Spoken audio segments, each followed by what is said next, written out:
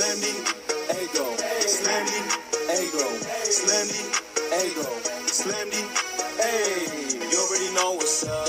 What's that? Another home run. But you know the job ain't done till we hold that trophy up. Hey. What's up, everybody? Welcome, episode 611, Talking Friars podcast and YouTube show. Ben Fadden here with Jim Russell today. Jim wanted the invite, and he got it. Obviously, I had John on last week, Jim on this week. You can check out John and Jim, San Diego Sports 760, weekdays 3 to 6. They're on YouTube, obviously, as well. Jim, thanks for joining. I appreciate it. 41-41 Padres are through their first 82 games. What do you make of it? What's that one word that you would describe this team as right now? Well, first off, peer pressure works, so I'm glad I'm on today. 41-41, not surprising. That's two words, but yeah, go ahead. Okay, one word. John said Jim. That's the one word that he said. Average. I mean, yeah. He said my name. Okay, yeah. Great. So like not terrible, but not great either.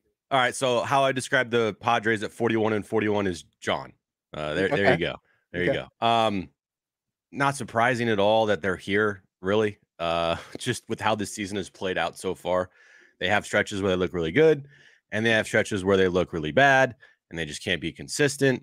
So honestly, not surprised at all. They're right kind of where they need to be, but it just feels like average with this team right now. Yeah, and I like looking at things positively, but it's definitely easy to look at things negatively as well. Like they've gone on some runs, but they're small. They're not consistent runs. And then they go and they lose series against teams or get swept by teams that they shouldn't be getting swept by it. But then they sweep teams, and they have 3 straight walk-offs in a row at home. So it's been a lot of up, down. I know Schilt doesn't like roller coaster, but that's a pretty accurate way, I think, to describe so far this season. What's been biggest surprise for you? The biggest surprise, I would have to say Jackson Merrill,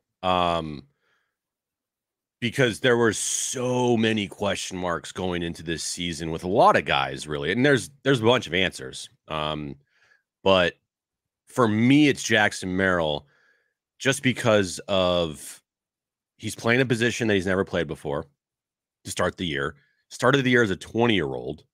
He didn't spend much time in the minors, and when he played last year, which was his first full year in the minors, he had a average, okay minor league season. It wasn't like special, but it wasn't bad. It was kind of just like average. I think he had like a 770 OPS, 15 home runs.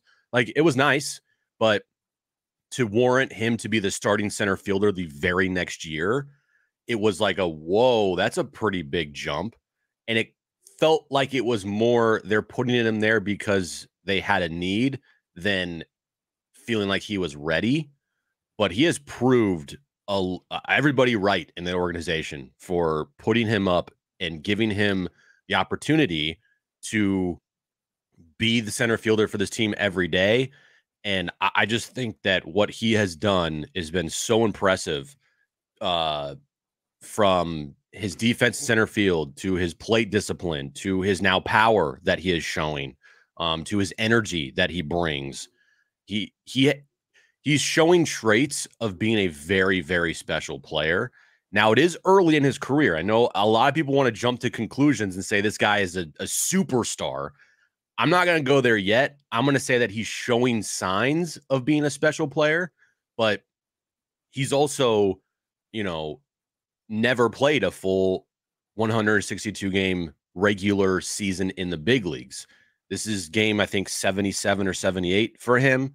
How does he perform between games 120 and 162? How does he perform towards the later half of the season? How does he perform in September? Like, is he going to slow down? Is he going to get tired?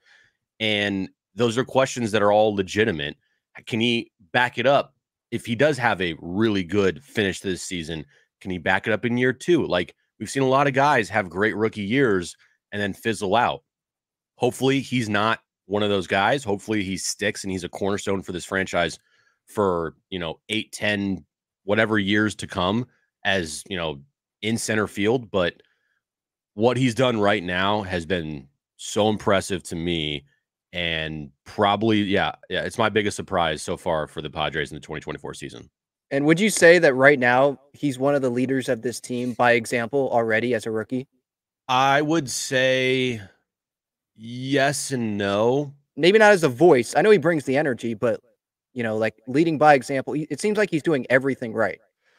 I would say from this standpoint, like you need to have, I feel like, young energy. You need to have that energy come from some young players at times because it can't always come from the 10-year vets because that's hard to do, right? They pick and choose their moments sometimes, and they've been through a grind for so long. They know how it is. They kind of need that jolt of energy sometimes. Like during the baseball season, when the top prospect gets called up, in the middle of the year, that is, a lightning rod potentially for a team. And that's just because he's a young player, and a jolt that everyone else sees around is like, oh, they just brought up the top prospect. Like, okay, that's a boost of energy right there. That's how I view Jackson Merrill. He's a boost of energy because of his play, because he is, one of the youngest. Actually, he is the youngest guy on the team, and he's also performing. So, yeah, I guess lead by example is definitely the right term, I think, to use for Jackson Merrill. But he's also, showing things in the dugout and on the field that people, the players can feed off of, and it's nothing better to show leadership, I guess, from his standpoint, because he's so young, than his play. Because you can go in there and he can start talking up and be like, we need to do this, we need to do that. Dude, if you're not performing, no one cares, Yeah. So with him, it's all being put together. He's not obviously like the main leader of this team, but his energy is definitely something that this team feeds off of for sure, I think. The other two surprises that were in my head, Profar, obviously, because of the down year last year, he's making $1 million. And sure, there was the 2022 Profar, but this is different. Like, this is an even better version of that. And then Matt Waldron is the other guy. I mean, we didn't see this coming. This guy. There's a lot of players on this team that you're like, well, that's a major surprise. I mean, you can even throw Cronenworth in there if you want, just because of how bad his year was last year. Yeah. He's one of the best players on the team offensively, and he's been such a huge contributor. Like, yeah, Matt Waldron, he's been amazing. Jurickson Profar, he's gonna be an all-star this year. Like Jackson Merrill, like, yeah, there's a lot of, even if you want to go Robert Suarez, like Estrada, like there's a lot of players on this team that you're like, wow, didn't know that was going to be them this year. So there's a good amount of options to choose from. What about biggest disappointment? Biggest disappointment right now. I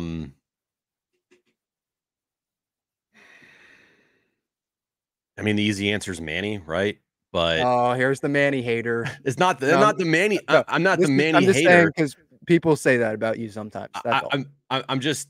I mean, I'm being honest. Like, I guess the easy answer is Manny.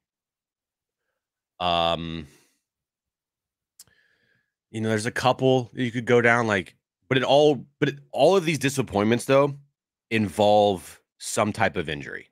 Yep. So if I'm going Manny, yes, he's out there every day, so he is expected to perform, and he's not right now from like an overall season standpoint. But there's also a major, thing there, which is his elbow, and returning from his elbow, and it's hearing him speak about it. You're like, that's a tough spot to be in as a guy that's not used to having to go through this type of stuff. Like, I see a pitch, I know exactly where it is. I've done it 1,000 times where I've driven this ball over the center field wall and I pop it up to the second baseman. So that is in itself like extremely frustrating. You can go, Joe Musgrove, because he has been really bad when he's been out there, and we don't even know if we're going to see him again this season. Or you can go to Darvish, because he's not out there. Your best ability is your availability. He at least gave that 4 or 5 start scoreless stretch. Right. Yeah, exactly. But now today we find out like he might miss his scheduled next start for some odd unknown reason, because this team loves to never say or disclose any type of injuries. But I'll go Manny. I'll just go Manny because he's been out there every day, and this is a big year a big year for this team and franchise. And it's unfortunate that Manny has to go through or had to go through the elbow surgery at the timing of the surgery, because this franchise can't afford to have Manny not like produce and perform at this age of his career. Like if you're talking 36, 37, it's understandable, but like 31, 32, like you need pretty close to prime Manny Machado out there every single day. And you're just not getting it every single day. You're getting glimpses lately, but you're not getting it every day. So from that standpoint, I'll go Manny. So is it too early for you to say that Manny is back? Because he has a 323 average. It's a 821 OPS in June so far. It just feels to me like it's a quiet 820 OPS there. Mhm. You know, like I feel I want to see more from Manny before saying he's back. Yeah, oh, for sure. Yeah. I'm with you 100%. Last year, at this time last year, he was around the same numbers that he has right now. And I'm pretty sure the same conversation was being had, except we didn't know he had this elbow issue. Maybe we did. I don't really remember, but maybe we didn't. Maybe we did at this time. But his July last year, Ben, if you look it up, his July was amazing. 11 home runs in July. The team went 15 and I believe 15 and 10 or 15 and 11 in July.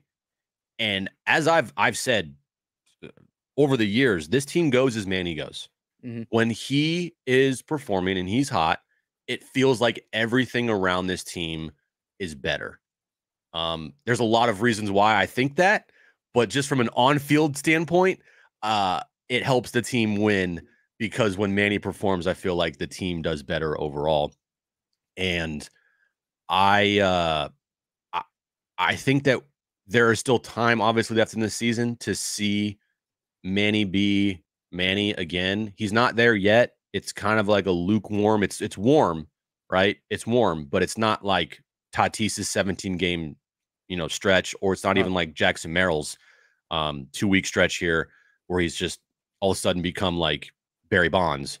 But he needs to show more power, and that might be tough because of his elbow. But if he ends the year, Ben, with like, I mean, me and John were talking the other night, he ends the year with around like 18 home runs and like 60 RBIs and plays 148 games this year, 150 game or whatever the number will be.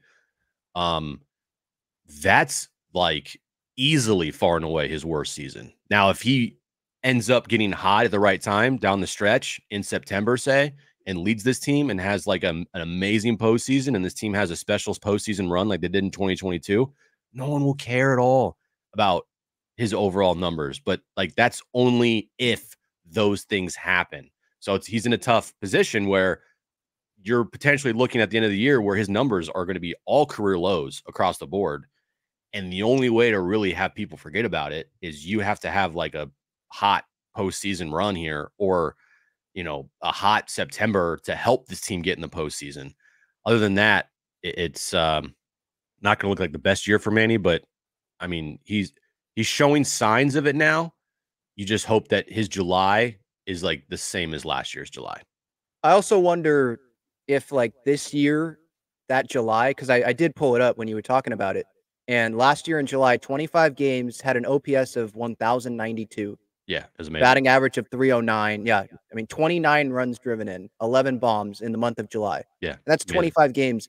That was his least amount of games that he played in that month, because obviously there's the All-Star break. Other than May last year, well, September, October, he had 19. But like, it's not like he was playing 28 games that month either. But I just wonder if that month is going to come in like September as they're going into hopefully the postseason, and then they go on a run, and then we can really forget, or we won't forget. We'll remember it for the rest of our lives because it's just, the season of our lifetimes. But yeah, I want to see more from him.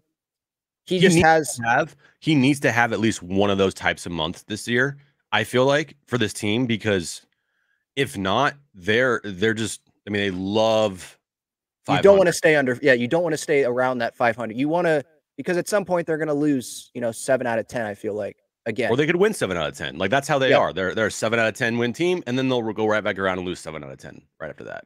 Yeah. So it'd be nice to have that cushion a little bit over 500 with these teams, and maybe that would help the Padres decide what their deadline plans are going to be Mhm. as well. Even though Preller, it feels like we know he's going to buy it. It's just a matter of Yeah. who are those guys going Is to the be? sky blue? Yes. Yeah. Uh-huh. What are you expecting? Like a reliever and starter. Dennis Lin put in the Athletic, I think, today that that Preller's going to be looking at outfield depth, Hmm. someone better than a Zokar or David Peralta, whose OPSs are, I think, well below 700 right now. Well, one, I think Preller will try his hardest to make as many moves as he possibly can. I don't know if that's if it's going to equal big time blockbuster moves like a Garrett Crochet for every top prospect, type of thing. But he's going to try. I 100% expect a reliever. No doubt about like that is I feel like the betting lines on them trading for a reliever is like minus $1 billion. That's going to happen. And then starting pitching, they're going to go out and get a starting pitcher. I would be shocked if they don't trade for a starting pitcher because they're very thin right now. Very thin. Like people don't realize you're going to have Matt Waldron, Michael King. You already have Randy Vasquez. Those three guys alone are pitching the most innings they've ever pitched in their entire career this year. Waldron's already done it. He's passed it. King's going to be past it here pretty soon. I think Randy Vasquez has already passed it. And those three guys are in your starting rotation. And it is June 24th. So you have 3 months left with three guys in your rotation already surpassing their career, I guess, single season inning marks. And then you have two guys who are constantly injured in Darvish and Musgrove, and Dylan Cease, who I don't know what's wrong with Dylan Cease, but he's not giving you what you hoped for right now. He's shown flashes, but at this moment in time, he's struggling, and hopefully that turns around. But like, I would be shocked if they don't go out and get a starting pitcher. I think starting pitcher. I think reliever, and if you're asking me like blockbuster-ish moves, he's going to try his hardest, and guarantee you what, he's going to be in on a lot of different trades. There will be a lot of rumors about the Padres at this trade deadline. There is no way he's not buying. He does not sell. He does not know how to sell unless this team completely tanks. So I don't believe they're going to tank. I don't believe he's going to sell. Buy. And be ready for it. I mean, especially when his job's on the line this year, like postseason minimum. And is postseason even like that shouldn't be our minimum, right? But the minimum for Preller to maybe keep his job. Mm-hmm. But I'm sorry. All I care about is making the postseason right now. Right. But then when we get in, win a wild card series at least. I mean, we got to have these higher standards than just postseason appearance. Right. And that's kind of what I've pushed back a lot with. Because John says, like, oh, postseason, that's all. Like, they make the postseason, it's success. And Preller's back, and everyone's back, and this and that. I'm like, is he, though? I mean, yeah, postseason would do a lot for everybody in that front office. But I feel like how you get to the postseason, that does and should matter. If you back in at 80 and 82, and you're the 6th wild card team, and then you lose in the wild card round to whoever you play in like 2 straight games, there is no way in hell anybody should feel happy about that, truthfully. Well, think about it. Like, you acquired Dylan Cease, you acquired Luis Ariz to just make the postseason and then get bounced. That's not why you do it. You've invested so much into this franchise, resources, trades, money, no, you are not the Miami Marlins where you were just happy to make the postseason last year, because that's what the Miami Marlins were last season. They were happy to make it. No one expected them to make it, and they made it. And I don't think anybody was like, well, this sucked. Like, no, everyone was like, that was really good building block. And then the wheels fell off and they fired Kim Ng. Then it wasn't a building block. Yeah. And then they just completely crumbled. But I mean, the Padres here, they're in a weird spot because yes, it's successful if you make the postseason, but also were we sitting here covering this team and as his fans saying like, oh, that was a fun 82-80 season, and we got it as the 6th wild card and we lost in the wild card round. Like they make the postseason if they make the postseason 82-80, Ben. Yes, it's a clean slate, and yes, we'll be talking about and you know fans and everyone will be going crazy for whoever they play. But there will also be they have to at least advance here. I mean, shoot, feels like NLCS almost to feel like the season was somewhat successful, and it would be successful if that would happen.